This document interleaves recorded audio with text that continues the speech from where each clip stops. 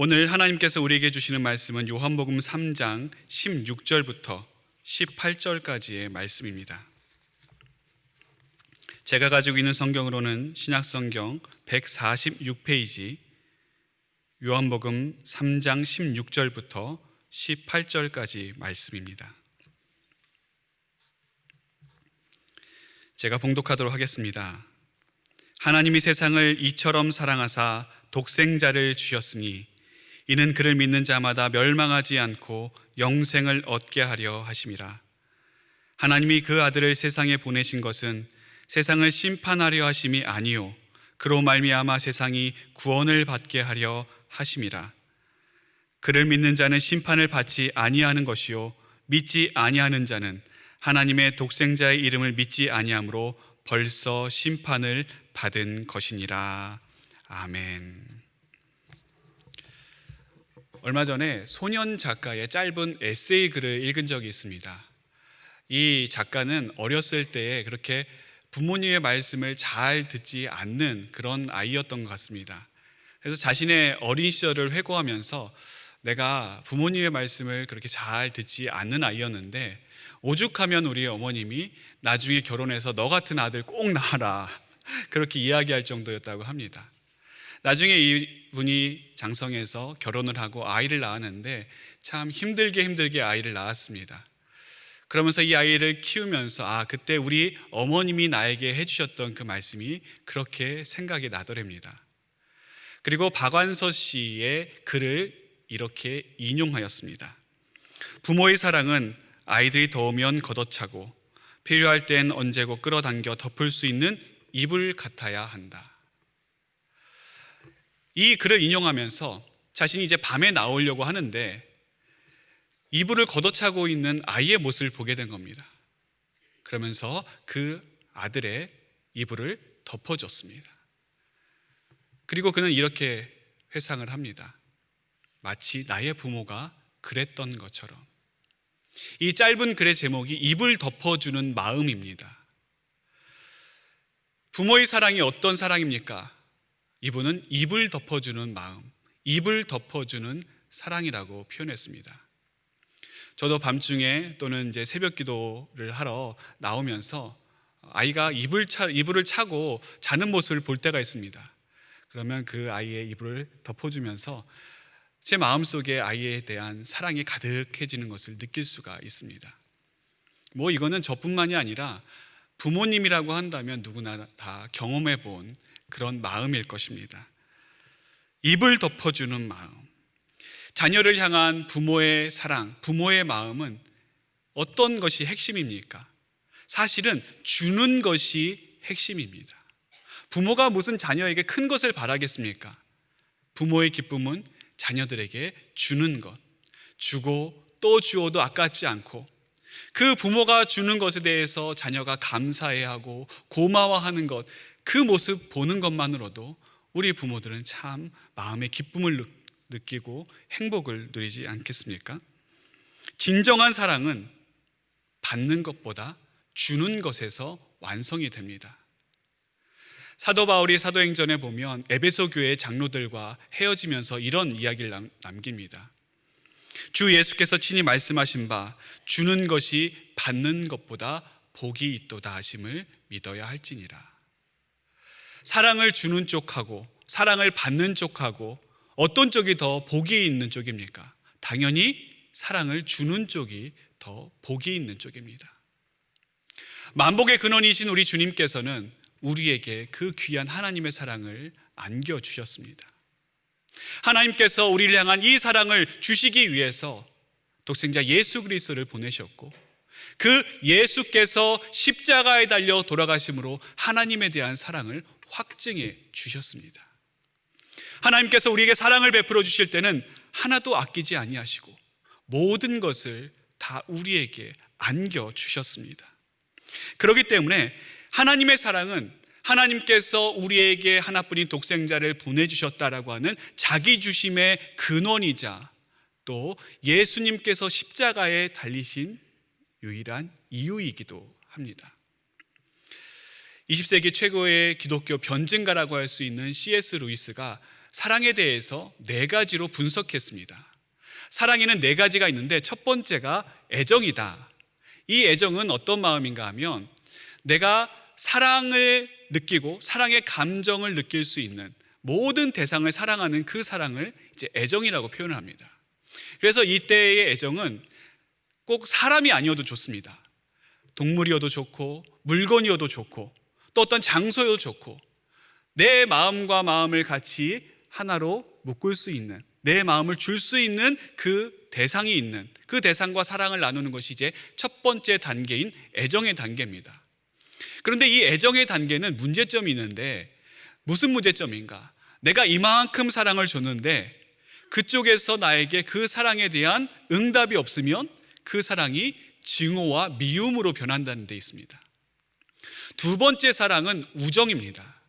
이 우정은 단순히 친구 간의 사랑을 이야기하는 것이 아니라 나와 가까운 사람인데 그 사람과 내가 어떠한 긴밀한 관계, 어떠한 긴밀한 끈이 연결되어 있을 때에 느끼는 그 우정입니다. 그 사랑입니다. 근데 이 우정에도 문제점이 있는데 어떤 문제점이 있는가?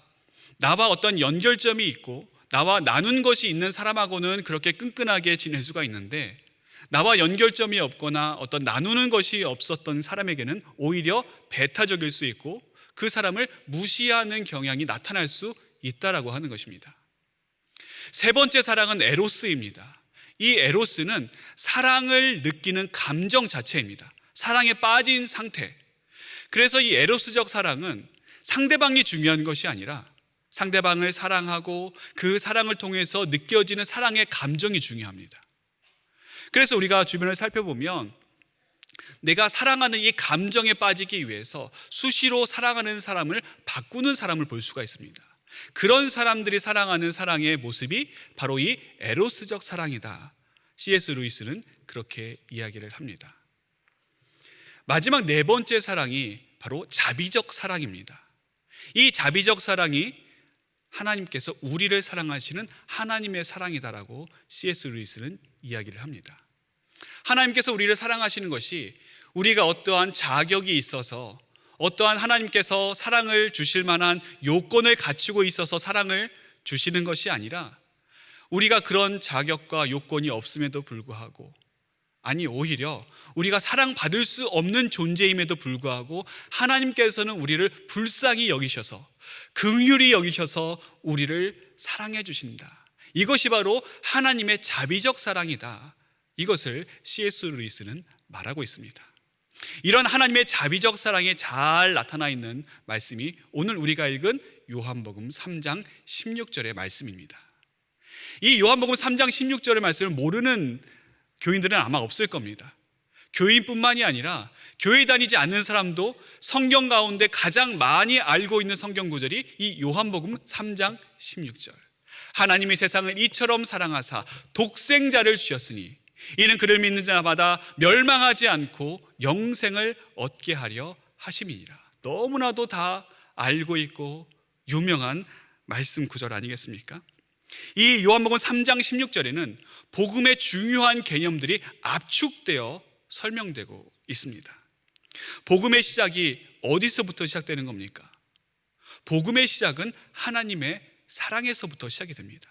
하나님께서 우리를 사랑하신다. 거기서부터 복음이 시작되는 것이고 거기가 바로 복음의 뿌리가 되는 겁니다. 하나님께서 우리를 사랑하지 않으셨으면 그 뒤에 모든 것들이 다 허망한 것이고 아무 쓸데없는 것에 불과할 뿐입니다. 창세기에 보면 하나님께서 천지 만물을 창조를 하셨을 때 모든 것을 창조하시고 인간은 맨 마지막에 창조하셨습니다. 그런데 이 인간을 만드실 때에는 그 앞에 창조하셨던 창조물들과 좀 다르게 창조하셨습니다. 어떻게 창조하셨습니까? 하나님의 형상대로. 우리 인간은 하나님께서 하나님의 형상대로 만드셨습니다.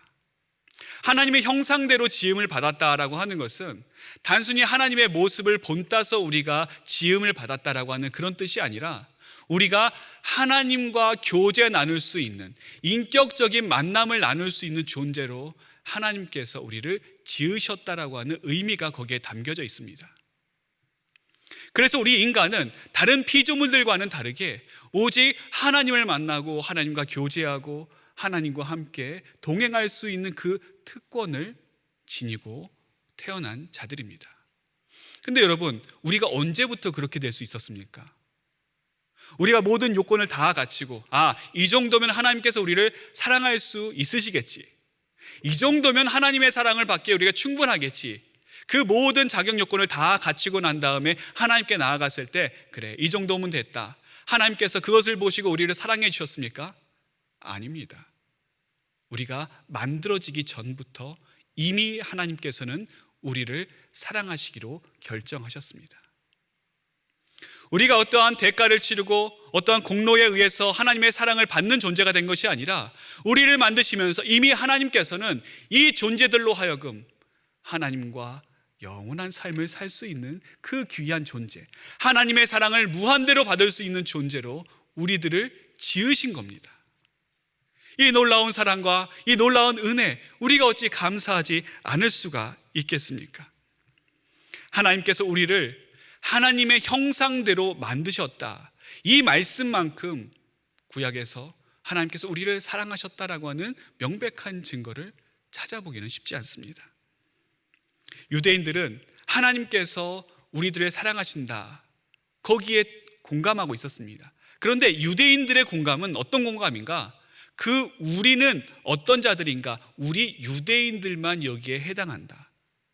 이방인들은 전혀 해당하지 않고 예수님을 모르고 하나님을 모르고 하나님의 백성이 아닌 자들은 하나님의 사랑의 그 바운더리 안에 들어오지 못하고 오직 우리 유대인들만, 택함받은 하나님의 백성들만 우리가 하나님의 사랑을 받으면서 살아갈 수 있다, 이렇게 생각을 하고 있었습니다. 그래서 그 당시 누군가 유대인들에게 하나님께서 당신을 사랑하십니다, 그렇게 이야기했으면 당연한 반응이 그렇지요, 당연하지요, 이런 반응이 일반적이었을 것입니다.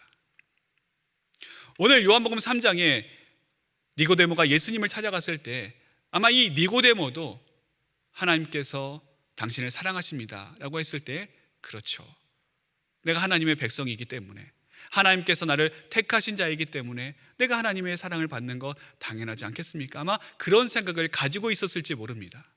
그런데 예수님께서는 이 하나님의 사랑을 유대인들에게만 한정시키신 것이 아니라 그 사랑의 폭을 확장시키셨습니다.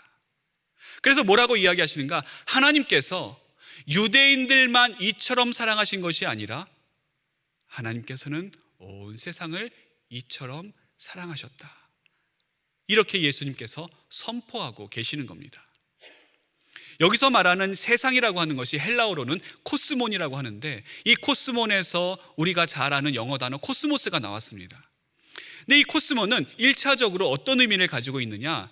우주 또는 세상, 그리고 하나님께서 만드신 피조 세계를 일컬을 때 코스몬이라고 하는 단어를 사용합니다. 그런데 우리에게는 2차적인 의미가 중요합니다.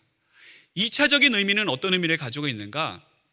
보다 좁은 의미를 가지고 있는데, 하나님의 섭리 밖에 있는 자들이 아니라 하나님의 섭리 안에서 그 섭리 가운데 있는 자들, 그들을 이야기할 때 코스몬이라고 하는 단어를 사용한다라고 하는 것입니다.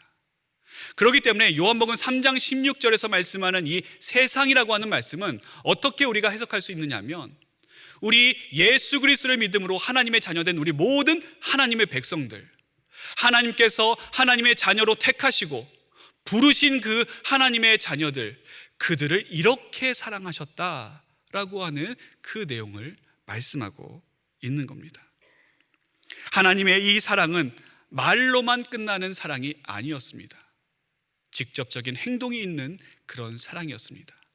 여러분, 말로만 하는 사랑은 사실 책임지지 않는, 아무것도 책임지지 않는 그런 사랑입니다. 우리가 ARS라든지 고객센터에 전화할 때 거기서 들려오는 인사말에 깜짝깜짝 놀랄 때가 있지 않습니까? 고객님 사랑합니다. 그 이야기를 듣고서 여러분, 그렇지, 이분이 나를 그렇게 사랑하시는구나, 내가 사랑받을 만한 자격이 없는데도 불구하고, 처음 내가 전화를 걸었는데도 불구하고 이분이 나를 이렇게까지 사랑하시다니, 거기에 감동받는 사람은 아마 없을 겁니다. 우리는 알고 있습니다. 그 인사가 그냥 인사치레로 하는 것에 불과하다는 것. 아무런 책임도 없고 그냥 인사로서, 고객을 대하는 응대로서 하는 말뿐임을 우리는 잘 알고 있습니다. 그래서 우리는 거기에 그들이 이야기하는 사랑에 큰 기대를 갖지 않습니다. 사랑한다라고 한다면 직접적인 행동이 있어야 됩니다. 그래야 책임이 있고, 그래야 진정성이 있고, 그래야 가치 있는 사랑이 됩니다. 하나님께서는 사랑하는 우리를 위해서 직접적인 행동을 취하셨습니다. 그 직접적인 행동이 무엇입니까? 하나뿐인 아들 예수 그리스도를 우리에게 보내주시고 그분을 십자가에 못 박으셨습니다. 요한일서 4장 9절 10절은 이렇게 말씀합니다. 하나님의 사랑이 우리에게 이렇게 나타난 바 되었으니 하나님이 자기의 독생자를 세상에 보내심은 그로 말미암아 우리를 살리려 하심이라. 사랑은 여기 있으니 우리가 하나님을 사랑한 것이 아니요 하나님이 우리를 사랑하사 우리 죄를 속하기 위하여 화목제물로 그 아들을 보내셨음이라.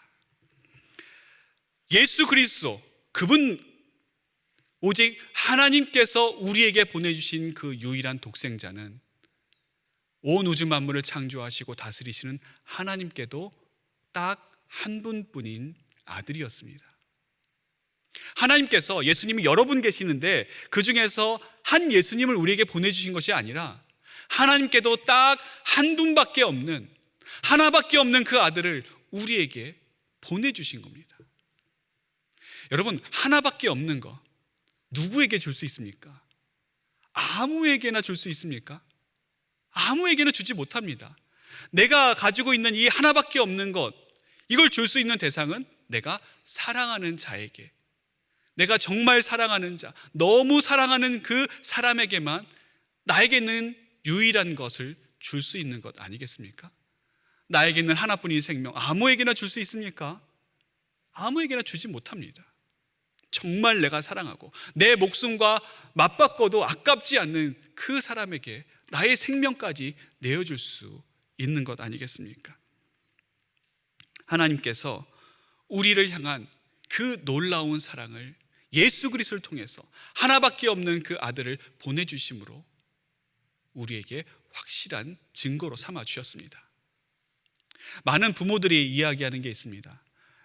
나는 내어주어도 내 자식만큼은 못 내어줍니다. 그렇지 않습니까, 여러분? 나는 좀 아프고 나는 좀 병에 걸려서 기침 나오고 힘들어도 참을 수 있습니다. 그런데 내 자녀가 열이 펄펄 끓는 거 보면 그걸 어떻게 참습니까? 당장 들어엎고 병원으로 뛰어가는 게 부모의 마음 아니겠습니까? 나는 좀 못 먹어도 내 자식이 배부르게 먹으면 그게 그렇게 만족하고, 나는 좀 못해도 내 자식이 행복하고 잘 사는 모습을 보면 그게 뿌듯한 게 부모의 마음입니다. 심지어 내가 죽었으면 죽었지, 내 자식이 죽는 것을 어떻게 봅니까? 그런데 우리 하나님께서는 그 하나밖에 없는 아들을 우리를 위해서, 우리를 사랑하셔서 십자가에 아낌없이 내어주셨습니다.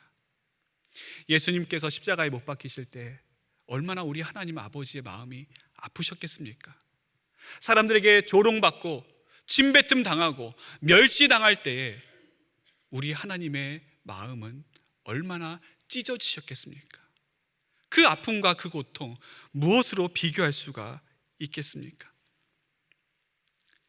이사야 53장 10절은 이렇게 말씀합니다. 여호와께서 그의 상함을 받게 하시기를 원하사 질고를 당하게 하셨은즉. 하나님께서는 우리를 구원하시기 위해서, 우리를 사랑하시기 위해서 하나뿐인 아들이 질고 당하기를 원하셨습니다. 하나밖에 없는 이 아들, 고통 없이, 아무런 문제 없이, 어려움 없이 잘 살기를 바라신 것이 아니라 그 아들에게 우리의 죄값을 대신 치르게, 그리고 우리의 모든 질병과 모든 약함과 모든 악함을 대신 값을 치르게 그분에게 짊어지셨습니다. 단순히 그분께서 십자가에 달려 돌아가신 것이 피상적인 어떠한 누군가를 위해서가 아니라 바로 나 자신을 위해서, 우리를 위해서 우리 주님께서는 십자가에 달려 돌아가신 것입니다. 그 아들을 십자가에 죽이심으로 말미암아 우리를 죄와 사망에서 건져주셨고, 그리고 지옥에 갈 수밖에 없는 우리를 하나님의 나라로 옮겨주셨습니다. 그래서 본문은 이 내용을 가지고 하나님이 세상을 이처럼 사랑하셨다, 하나님께서 세상을 이만큼 사랑하셨다, 그렇게 말씀하고 있습니다. 여러분, 이처럼이 얼마만큼입니까?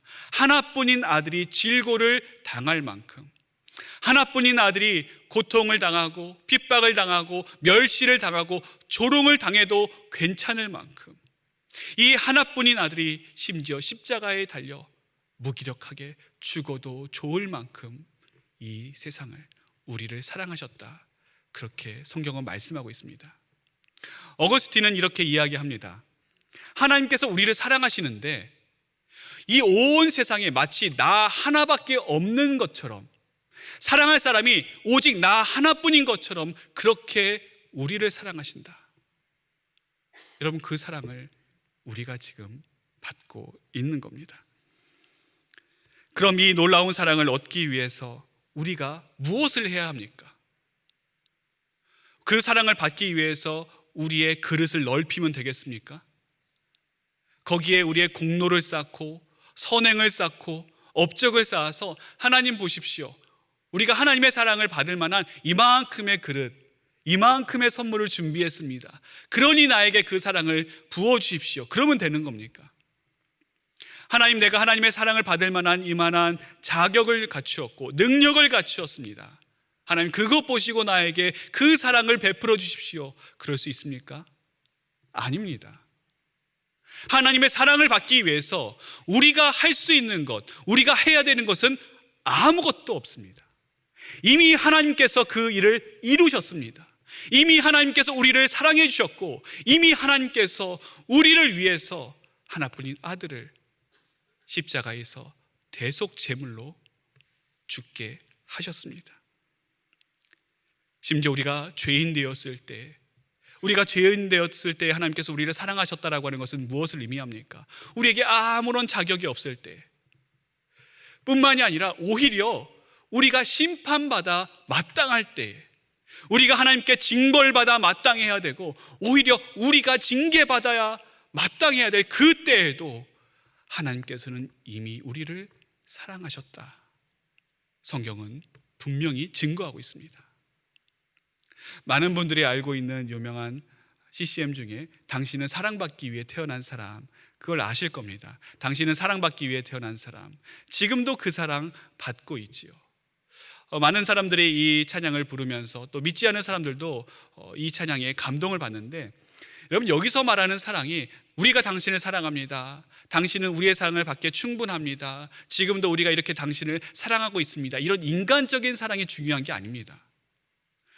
우리에게 있어서 정말 중요한 사랑은 이처럼 사랑하신 그 하나님의 사랑, 우리가 이 땅 가운데 사랑받기 위해 태어난 존재라고 한다면 그 사랑은 우리를 위해 아낌없는 사랑을 베풀어 주신 그 하나님의 놀라운 사랑을 받기 위해 이 땅에 태어난 것이고, 그리고 지금도 그 사랑을 받으면서 우리가 살아가고 있는 것입니다. 사랑의 결정체 예수님께서 우리 가운데 오셨을 때 그분으로 말미암아 우리에게 주어지는 것이 오늘 영생이다, 이렇게 말씀하고 있습니다. 유진 피터스는 이 영생을 두 가지로 나누었습니다. 영원과 생명, 이 두 가지로 나누었는데, 영원이라고 하는 것이 무엇인가?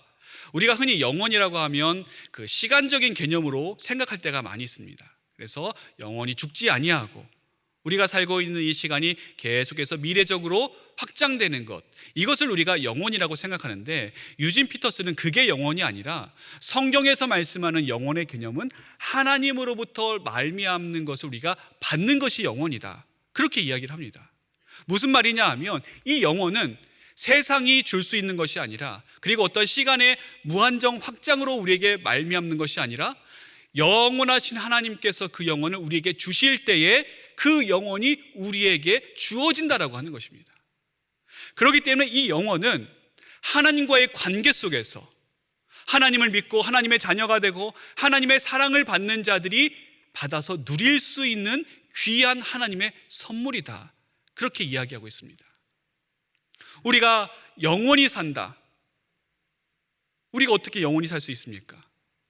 이 영원히 산다라고 하는 것이 무엇을 의미하고 있습니까? 이건 하나님과의 관점에서 하나님과의 관계를 떠나서는 설명될 수가 없는 겁니다. 우리가 흔히 영혼의 관점에서 바라봐야 된다, 그런 이야기를 많이 합니다. 이 영혼의 관점으로 바라보는 게 좀 더 멀리 바라봐야 되고 넓게 바라봐야 되고 그런 이야기가 아닙니다. 영혼의 관점으로 바라본다라고 하는 것은 하나님의 관점으로, 하나님의 시각으로 바라본다라고 하는 것을 의미합니다. 우리가 살면서 조금 멀리 본다고 그게 무슨 큰 일이 있겠습니까? 현미경처럼 자세히 들여다본다고 그게 무슨 우리 삶의 능력이 되고 큰 영향을 미치겠습니까? 결국 그 관점, 그 시각은 육안으로, 육신의 눈으로 보는 것에 불과합니다. 우리는 육신의 눈으로 보는 것이 아니라 전혀 새로운 시각, 전혀 새로운 관점으로 바라보는 시각이 필요합니다. 그래서 육안으로만 바라보고 사는 그런 인생이 아니라 영안이 열린 그 인생, 영적인 시각으로 우리 가운데 계신 하나님을 바라보고 하나님의 사랑을 체험하면서 살아가는 그 삶이 우리에게 있어서 중요한 삶이 되는 것입니다. 이 새롭게 된다라고 하는 것, 새로운 관점을 갖는다라고 하는 것은 우리가 새롭게 마음 먹고 또 새롭게 다짐해서 되는 것이 아니라 하나님의 놀라운 사랑 안에 있을 때, 그리고 그분께서 우리에게 베풀어 주시는, 하나님을 믿고 하나님을 교제하고 하나님을 의지할 때 거기서부터 비롯되어지는 것을 우리가 가지고 살아갈 때 새로운 시각, 새로운 관점으로 우리가 살 수 있는 겁니다. 영생과 관련된 두 번째 개념은, 첫 번째 개념이 영혼이라고 한다면 두 번째 중요한 개념은 생명입니다. 많은 분들이 이 생명을 우리 수명의 연장쯤으로 생각을 합니다. 숨 쉬는 시간이 늘어나는 것, 이 정도로 생각을 하죠. 그런데 성경에서 말씀하는 생명은 그런 생명이 아닙니다. 만일 하나님께서 우리에게 그런 생명을 주신다고 한다면 그 생명은 지루하고 따분할 수밖에 없습니다. 어떤 분이 예전에 그런 질문을 했습니다. 목사님, 천국에 가면 영원한 생명, 영생을 산다라고 하는데 지겹지 않겠습니까? 천국에 가면 매일 똑같은 일상이 반복될 텐데, 매일 하나님을 찬양하고 하나님께 예배드린다고 하는데 그 똑같은 거 매일 반복하면은 그게 그렇게 즐겁겠습니까? 저는 지루할 것 같은데요. 그런 이야기를 하신 적이 있습니다. 우리가 영생에 대해서, 이 생명에 대해서 대표적으로 오해하는 부분입니다. 하나님께서 우리에게 주시는 생명은 단순히 시간이 연장이 되고 수명이 늘어나는 것에 그치는 것이 아니라 하나님의 온전한 능력, 하나님의 온전한 전능, 하나님의 온전하신 그 호흡이 우리 안에 들어와서 그 호흡으로 살아가는 존재가 된다라고 하는 것을 말씀하고 있습니다.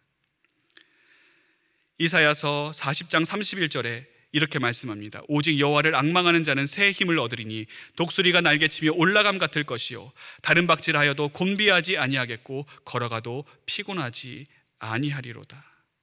여기에서 주시는 이 새 힘, 독수리가 날개침 같은 그 새 힘이 바로 하나님께서 우리에게 생명 주실 때 그 생명 안에 있는 하나님의 놀라운 힘이 되는 것이고, 그것이 동력이 되는 것이고, 그것이 우리로 하여금 하나님의 생명으로 살아갈 수 있는 그런 선물이 되는 겁니다.